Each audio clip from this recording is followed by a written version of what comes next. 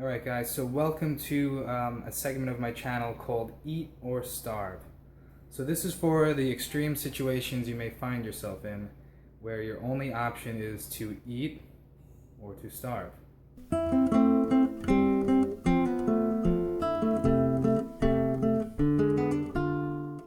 failed to plan a meal and now your options are slim.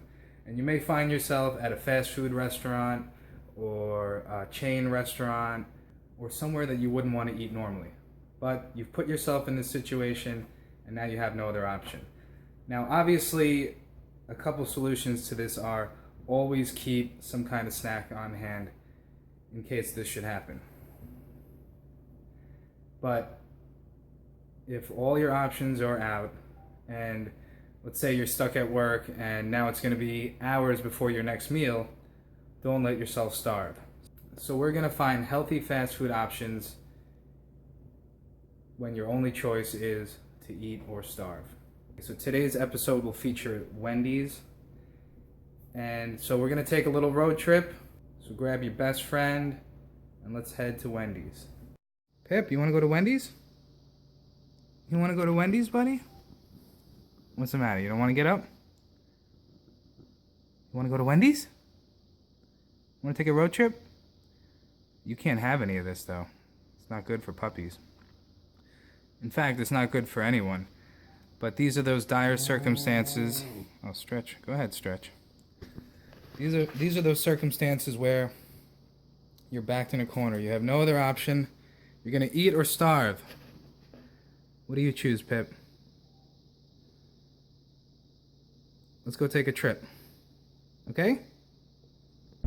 Alright guys, so welcome to the segment of my channel called Eat or Starve. Healthy fast food options for your not so everyday life. Don't make this a habit, okay? This is for those extreme moments where you haven't prepared a meal and now you find yourself at a fast food restaurant. So today's episode is going to feature Wendy's, because this is probably the easiest. What are you doing? This is the easiest one, in my opinion, to craft a healthy meal. Whenever building a meal, I follow a few simple principles. No matter where I am, whether it's a fast food restaurant, whether it's a major chain restaurant, or I'm at home. The meal should be based around lean protein, veggies, a starch or a carbohydrate. That's really annoying. And if you can, some type of healthy fat, like maybe olive oil or avocado or something. Now, Wendy's makes it really easy because they have a baked potato. So instead of the fried counterpart, the French fry, you can choose a baked potato, which is a great option. Can you get settled, please? Jesus. So we're gonna choose the baked potato. Now we want a lean protein, okay? So that pretty much means we're gonna avoid the majority of the meat that they serve there. So that means no burgers. But they do have the ultimate chicken grill sandwich. So we're gonna go with that. Now we're gonna toss the bun because we don't really need bread. Now, if you want to be conservative, you can ask them to serve it without the bun, you know? Let the next guy get your bun. You know, pay it forward.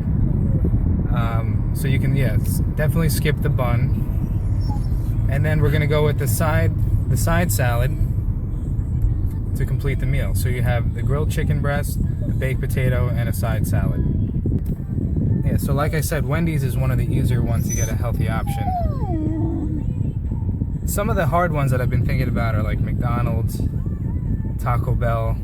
It's almost impossible to get something healthy out of Taco Bell. By the way, another reason for not doing this all the time, this meal costs $9. Okay, so for fast food, this is not an inexpensive meal, so don't forget to plan your meals ahead. Alright, so on a side note, what we find here waiting in line. Yeah, so today was leg day. Again, number one day that people skip, but so important for your foundation and overall strength. So today I was able to push myself on the leg press and I lifted the most weight that I've ever lifted before, 360 pounds. which I know is no record by any means, but for me it's a personal record, and I'm very proud of that. So don't forget to skip leg day. It's so important to your overall strength.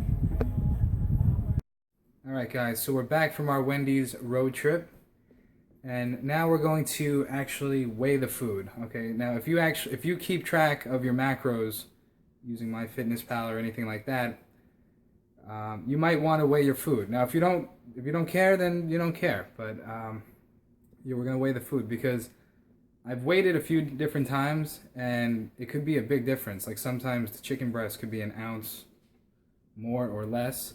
In terms of protein, that can be a big difference. Same thing with the potato.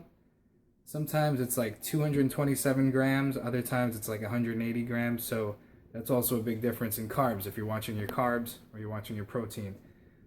So that's the point of weighing it. So let's take a look at the meal and see how much it weighs. Okay, so we'll start with the grilled chicken breast. Again, we want the breast only. No, we're skipping the bun. Wow, very light today. 2.89 ounces on the breast. Now for the baked potato, I'm going to switch it over to grams. Oh, and this, okay. And this baked potato is 239 grams. Okay. Now to complete the meal, we're going to use 1 packet of the low-fat sour cream. And then we have the side salad, which I actually really like their side salad. It has some cucumbers in it, some peppers.